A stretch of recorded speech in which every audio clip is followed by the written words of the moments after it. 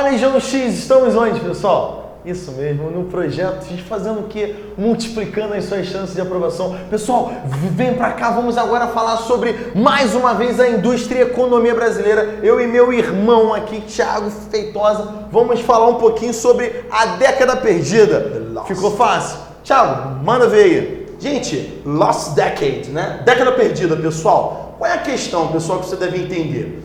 A problemática aqui é que você sai daquele momento de ditadura militar, onde o endividamento externo se encontrava gigantesco, né? E é óbvio, o desemprego em alta. Por quê, pessoal? Se o Brasil estava em dívidas, faz a sequência lógica. Endividamento externo. Quem é que vai emprestar dinheiro para um país endividado? Muito complicado. Então o Brasil não conseguia créditos internacionais. Se ele não conseguia créditos internacionais, ele não conseguia gerar investimentos.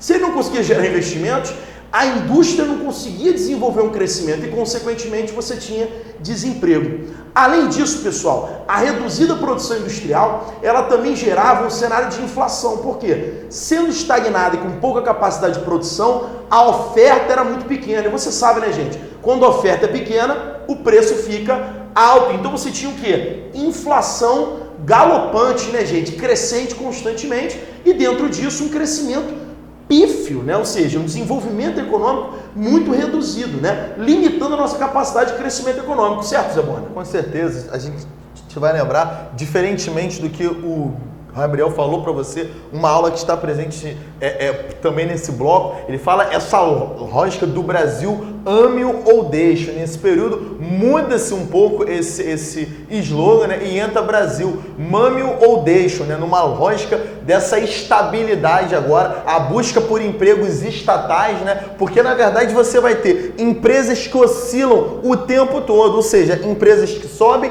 e que crescem. Então você vai ter um enorme quadro de falência. Então o tempo todo você tinha esse desemprego sendo acentuado. Gente, sempre que eu estou tendo um quadro de desemprego, né, economia que não cresce, eu estou numa instabilidade econômica. Ou seja, vai faltar muito para esse país verdadeiramente decolar. Estamos verdadeiramente falando de um período da história brasileira onde o crescimento do PIB nosso, ele vai sempre estar ali próximo a 0%, ou seja, uma instabilidade, né? Um país que não se desenvolve e logicamente não atrai esse capital externo. Então, na verdade, isso vai ser um grande quadro que vai levar a gente a aceitar essa lógica do neoliberalismo. É isso, Thiago? É verdade, né, mestre? Uma coisa que você gosta sempre de falar e que eu acho interessante frisar, né? Por que tem tanta música de contestação, né, mestre, nessa época, né?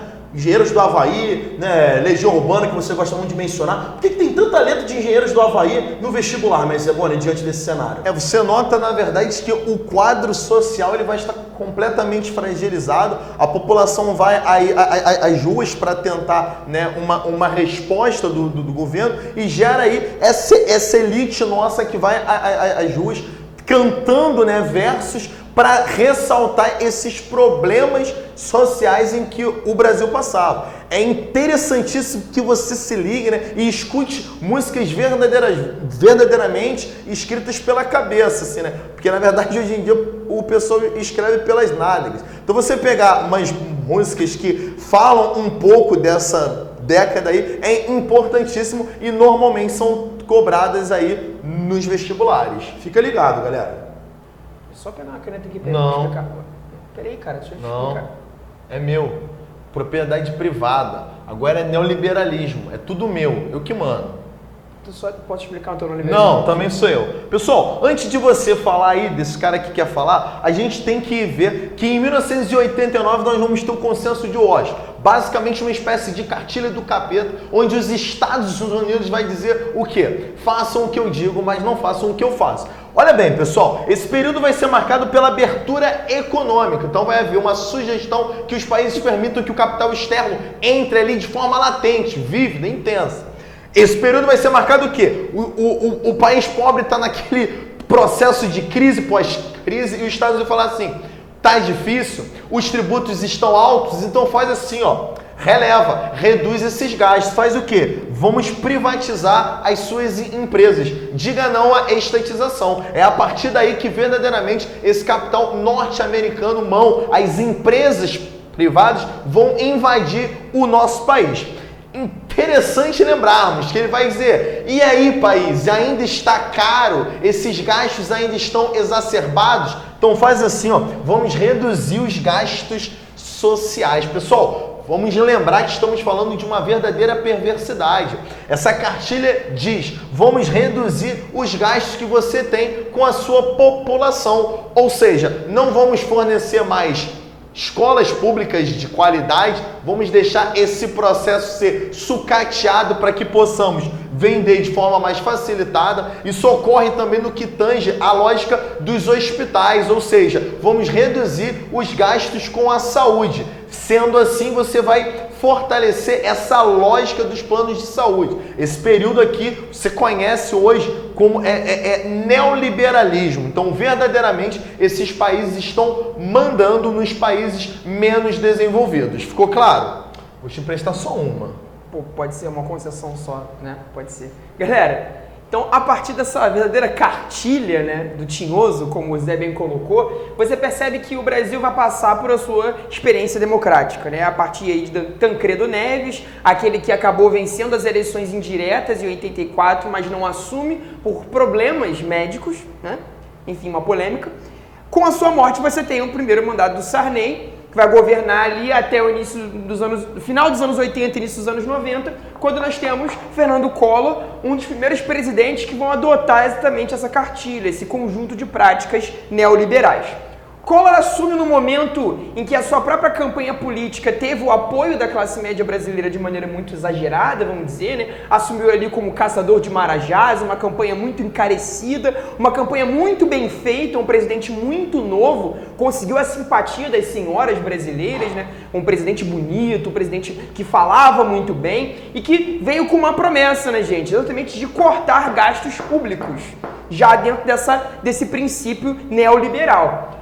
Passou por um escândalo, né, o chamado Plano Collor. Vamos lembrar que nós já estamos passando por uma série de planos econômicos desde o final da ditadura militar, né, com o Plano Bresser, plano Verão, Cruzado 1, Cruzado 2. O Plano Collor vai vir aí como um grande plano, vamos dizer, milagroso para a economia brasileira, tentando estabelecer essa redução de gastos e uma estabilidade da nossa moeda. O grande problema aqui, gente, é a questão do próprio confisco das cadernetas de poupança, né, envolvendo o Plano Collor, que acabou gerando uma série de insatisfações sociais e a população começou a pressionar pelo seu impeachment.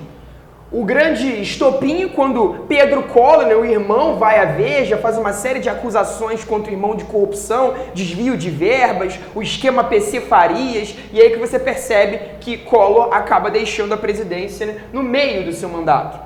Itamar Franco assume com essa missão de tentar limpar esse grande problema do Collor em relação à economia. E o grande destaque aqui é do nosso amigo Fernando Henrique Cardoso, né, na época ministro da Fazenda, não era presidente ainda, galera, quando o Plano Real é estabelecido. Vamos frisar isso, o Plano Real é pensado no governo de Itamar Franco e não no governo Fernando Henrique, tá ok? Os alunos confundem muito isso. A própria vitória de Fernando Henrique Cardoso como presidente, aqui em 94, se dá exatamente pelo sucesso do Plano Real. Era ali um economista, né, oriundo de uma escola um pouco mais ligada à sociologia, o próprio Fernando Henrique, o intelectual, né, aqui do Sudeste, acaba ascendendo como uma grande personalidade por ter realmente salvado o Brasil, estabelecendo uma moeda realmente sólida, uma moeda que conseguiu paridade cambial com dólar de 1 para 1. É isso? Envolve meu piloto. Pessoal, o que o Plano Real então vai estabelecer? Uma lógica de paridade cambial pautada na injeção de dólares na economia. Então o Brasil ia obter créditos internacionais para injetar na sua economia financeira, né? E essa injeção de dólares ia fazer o quê? Com que houvesse uma desvalorização do dólar e uma valorização da nova moeda que o Brasil ia passar até agora, que era o real, né? Então o RV na verdade era isso, era um cálculo do quanto de dinheiro brasileiro era necessário para equivaler a $1. Dentro disso, pessoal, você começa a recuperar o quê? A inflação, você resgata esse controle sobre a inflação, você mantém essa inflação equilibrada, o cara começa a ir no mercado no mês seguinte e conseguir comprar o produto pelo mesmo preço que ele comprava antes. Isso nos anos 80 não existia, então isso vai criando uma nova fase de credibilidade do consumidor. Esse processo gradualmente vai desencadear o quê? Uma retomada do crescimento industrial, porque essas pessoas estão consumindo, as indústrias vão fabricar para atender esse mercado consumidor. As linhas de crédito vão voltar a operar no mercado, os bancos, né, vão começar a oferecer cartões de crédito, linhas de financiamento, e isso vai gradualmente fazendo com que a engrenagem econômica entre nos eixos, né? Claro que dentro disso, contraindo dólares para injetar na economia, você estava gerando um endividamento externo. A dívida externa brasileira, ela vai passar os 200 bilhões de dólares com o governo Fernando Henrique, né, o que é uma lógica problemática nesse momento. Um outro fator também problemático é que, com o real mais próximo do dólar, era muito mais barato, né, interessante, comprar o produto internacional do que o produto nacional, né, o produto fabricado aqui. Então você vai ter uma lógica de importações mais acentuadas. A galera vai viajar para Disney, né, pessoal? Você vai ter ali a classe média bastante feliz com aquele momento. Claro que a indústria nacional vai sentir um pouco dos impactos desse momento, mas tem um cenário que foi positivo para eles. Se por um lado as importações foram crescentes, você também vai ter o quê? Uma modernização desse parque industrial. Porque se o dólar agora está mais vantajoso para o brasileiro, você consegue trazer a tecnologia lá de fora por um preço menor. Então eu garanto a você que o primeiro computador que entrou na sua casa entrou na década de 90, porque foi um momento onde você conseguiu ter acesso a esses bens de consumo de maior valor agregado.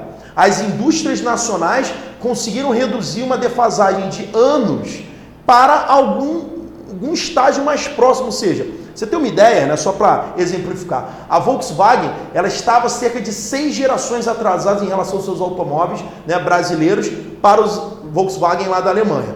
Depois do Plano Real, com a modernização que ocorreu, isso caiu para 1 ou 2 gerações de atraso, ou seja, foi corrigida uma defasagem nesse parque industrial e essas empresas se tornaram mais competitivas. Então, sem dúvida alguma, o Plano Real é um grande processo, né, de estímulo ao crescimento e retomada, né, da economia a partir dos anos 90. Gente, depois desse momento aí, né, do governo FHC, que vai até 2002, né, o Brasil ele vai conseguir eleger pela primeira vez na história um presidente da Frente Trabalhista, né, ou seja, foi a primeira vez onde um presidente que não era diretamente apoiado pelas elites foi eleito, né, no Brasil. O Lula já tinha perdido 3 eleições, 89, né, 94 e 98, e em 2002 ele consegue finalmente ganhar as eleições e trazendo uma proposta que vai ser diferente, mestre? Vai manter o neoliberalismo? E aí? Na verdade, acaba sendo uma postura meio maquiada, né? A gente acaba achando, não só a gente, mas dentro do cenário externo, há uma preocupação de um governo comunista, socialista, né? Esse cunho voltado para o povo, mas na verdade a gente acaba meio que associando políticas meio um pouco quanto balanceadas, né? Voltadas, é claro, para esse benefício do povo. Muito interessante lembrar, e é muito cobrado, que a partir do governo Lula, uma política que se iniciou com o JK, né, que é o Sudene, que foi extinto no FHC, é retomado aqui, né? Então, na verdade, há essa preocupação em redistribuir renda, principalmente para a região Nordeste, né? Mais uma vez, essa ideia de desenvolvermos essa região que se apresenta como um calo, mas que verdadeiramente concentra um grande número da população nossa. Então, é claro que a gente deve entender esse Lula como uma política de redistribuição de renda, mas há também, Thiago, esse benefício das elites. Como é que a gente pode entender essa lógicazinha aí? Na verdade, pessoal, você deve entender que, apesar de muito criticadas essas políticas assistencialistas do Bolsa Família, Bolsa Escola, Bolsa Tudo, né? Que você pode, de repente, não ter muita simpatia, toma cuidado com isso, porque as bancas de vestibular, elas têm uma tendência um pouco mais social, ou seja, um pouco mais voltada para a esquerda, podemos dizer assim, né? Então você deve buscar, né, nas suas questões uma análise um pouco mais favorável a essas políticas de redistribuição. Por mais que você critique o Bolsa Família, ele verdadeiramente é uma inserção de capital numa classe que não tem tanto poder aquisitivo, e esse capital volta integralmente para a sociedade. Por quê? Ele vai ser gasto nos mercados, né, no comércio de uma maneira geral. Isso acaba sendo interessante para a própria elite, né, pessoal? Inclusive, com a ascensão dessa classe C, que vai ser decorrente de um aumento real do salário. Então, a própria elite brasileira, de certa forma, ela vai conseguir se beneficiar nesse aspecto, porque até estudado internacionalmente, né, por políticos e economistas, né, ingleses, indianos, o fenômeno da classe C no Brasil, né, o fenômeno Casas Bahia, como já foi chamado em alguns trabalhos econômicos internacionais, onde alguns segmentos do comércio vão inclusive ser voltados para essa classe em ascensão, né, conseguindo ali ser mais consumista, né, adquirindo novos bens de consumo que antes ela não tinha possibilidade. Essa elite industrial também vai se beneficiar plenamente com isso, né, mestre? A gente entende que, na verdade, que essa lógica assistencialista, ela favorece não só diretamente como indiretamente. A gente sabe que um dos critérios que favorece aí, né, o IDH, ou Índice de Desenvolvimento Humano, ele está diretamente ligado à renda per capita, ou seja, se a distribuição da renda, eu estou favorecendo que essa população, ela aumente esse meu IDH. Isso é extremamente favorável, Thiago, para a gente entender como que a visão do Brasil vai ser vista no cenário externo. E é claro, se a população está recebendo mais, ela tende a viver mais. Então nós estamos o quê? Prolongando a expectativa de vida. Novamente reforçando esse avanço desse índice demográfico humano, esse índice de desenvolvimento humano. Isso é interessantíssimo, nós entendemos que essa lógica que o Lula, ele aplica internamente, ele tem uma resposta externa, ou seja, ele favorece essa imagem que o Brasil leva para o mundo, não é isso? Perfeito, né? Então vamos dar uma analisadinha agora, pessoal, como que o Brasil, ele internacionalmente vai também se posicionar. Então, pessoal, vamos entender agora esse períodozinho, né, do governo Lula, esse governo supostamente de esquerda, dentro do cenário externo. Gente, a gente percebe aqui que o Brasil, ele vai quebrar essa relação de dependência com os Estados Unidos. Ele vai reduzir o seu comércio com esse mercado norte-americano para se tornar um país mais independente e, é claro, não ficar tão preso às variações do mercado estadunidense. Então nós vamos ter esse período aqui do World Trade, né, onde nós vamos fatiar o comércio nosso. Ou seja, vamos aproximar aí. Você lembra que o período Lula, ele vai ser marcado por muitas viagens, né? O Lula indo, o Lula vindo, né? Porque na verdade ele estava o quê? Levando as nossas empresas a outros países para que houvesse uma aproximação e houvesse o quê? Uma negociação. Nós vamos aqui intensificar nosso mercado com a União Europeia, um mercado vívido, ativo. Vamos nos aproximar diretamente com a África e principalmente com a Ásia, né, pessoal? Vamos lembrar sempre dessa importância que nós temos do comércio com a China e com a Índia, que são países marcados aí pela essa alta demografia, né? São países que apresentam uma população enorme. Isso é muito importante para nós vendermos mais. Esse período aqui, galera, é um pouco engraçado. A gente falou aqui do FHC, dentro da lógica de privatização. O governo Lula, ele também não consegue manter essa forte estatização e vai haver essa lógica de vender, ou seja, de privatizar empresas. Dentro de um governo de esquerda, você não pode levantar, né, Thiago, essa bandeira de que você está privatizando. E aí você diz que está havendo uma modernização. Então, se cair na prova modernização, você já sabe que nós estamos falando ou do período Lula ou Dilma. Se cair privatização, desde da década de 90 até esse finzinho aí do governo do FHC. E aqui, galera, a formação dos BRICS, né? Vai haver essa aproximação dos países emergentes. Só para lembrarmos aqui, ó, Brasil, Rússia, Índia, China e África do Sul. São os países que apresentam um PIB com alto crescimento, né? Esse governo Lula vai ser marcado em 2004 com um crescimento de 8%, perdendo apenas para a China. Ou seja, o país vem crescendo loucamente e isso permite que o Brasil faça parte do G20, os 20 países que mais crescem. Muito interessante você lembrar um dado que o Thiago sempre levanta aqui para gente. Gente, nesse período de 73, milagre econômico, o Brasil é o oitavo país da Terra, um PIB elevadíssimo, mas nós vamos ter o quê? Uma intensa concentração de renda. Hoje em dia, como o grande mestre aqui diz, o Brasil está em 7º lugar em PIB e nós somos o 7º país que mais concentramos renda. Thiago, dá para ver que nada mudou, é isso? Pô, falando em concentrar a renda, pensei que o mestre ia concentrar a aula, né? Não deixou eu falar nada, né, gente? Monopolizou, né? Ou seja, está fugindo do processo de privatização. Gente, claro que é brincadeira, na verdade, né? Essa lógica é uma lógica muito presente, envolve o capitalismo global. Nos Estados Unidos, as taxas de concentração de renda nunca estiveram tão altas, né? No Brasil, isso não é diferente, né? No mundo, você tem uma média onde 1% mais rico concentra metade do PIB mundial, enquanto que 1% do PIB internacional fica para os 50% mais pobres, ou seja, 50% da população com 1% do dinheiro, 1% da população com metade do dinheiro. É claro que isso vai gerar os desastres sociais que a gente observa na atualidade, né? E essa lógica que o Zé vem apontando, né, do Brasil como o trader, né, ou seja, dentro de uma lógica de ampliar os seus vínculos, né, e as viagens que o governo vem executando, na verdade vem de um desconhecimento nosso de que no sistema presidencialista, o presidente ele é um chefe de governo e um chefe de Estado. Então, ao mesmo tempo que ele é um representante dos interesses nacionais, ele também é um representante do país internacionalmente. Então, a ele cabe essa função de se direcionar para o mercado internacional. E é por isso que a política internacional do governo Lula vai ser uma política extremamente aberta, né, expansiva, muito mais do que o Fernando Henrique. Enquanto o Fernando Henrique viajava muito para ser condecorado com medalhas, o Lula ele vai criar vínculos, né? Isso é o mérito dele, por mais críticas que possam ser feitas, ele consegue, né, diminuir a dependência dos Estados Unidos e tornar, por exemplo, China e União Europeia nossos principais mercados de exportação.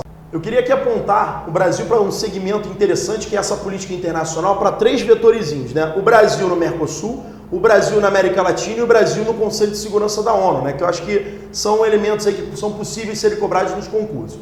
Primeiro, o Brasil no Mercosul, né, pessoal? O Mercosul é um bloco que tem uma série de conflitos internos, né? Recentemente tivemos a resistência do Paraguai em aceitar a entrada da Venezuela. Só em 2013 que você teve a adesão oficial dos venezuelanos. Isso dificulta a integração do bloco, né? A Argentina, que vez ou outra, eleva tarifas sobre produtos brasileiros. Isso também é uma questão polêmica que dificulta essa integração.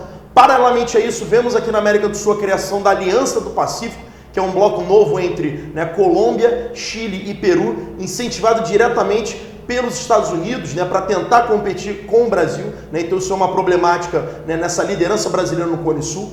Em nível latino-americano, o Lula ele teve, né, um papel determinante, né, na criação de laços mais amplos, né, inclusive com uma série de governos com tendências mais esquerdistas, né, como no Chile, como na Bolívia, como na Venezuela, né, no próprio Equador, né, tivemos aí uma aproximação com Cuba, né, que é muito polêmica e tem resistência na sociedade brasileira, mas é uma questão que demonstra a liderança do Brasil, inclusive com a criação da Unasul, né, uma associação mais ampla de discussão dessas questões, né, em nível latino-americano, especialmente na América do Sul.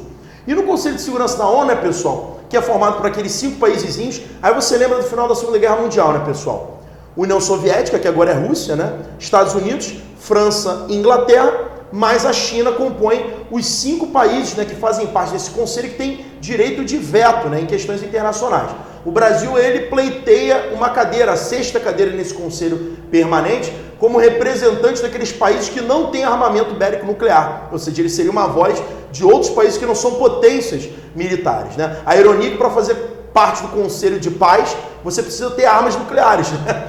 O que leva muitos países a questionarem, né, a ONU. Então o Brasil ele conseguiu, através também desse seu papel como negociante internacional, né, esse poder econômico que o Brasil demonstrou internacionalmente, você conseguiu exercer maior papel político, influência politicamente decisiva. A prova, né, gente, que hoje o G20 que o Zé mencionou, ele é muito mais importante como fórum do que o próprio G8, né? Já que os países emergentes estão se aproximando daqueles países centrais que declinaram com a crise econômica. Isso também é uma tendência vestibular que você deve prestar atenção, né?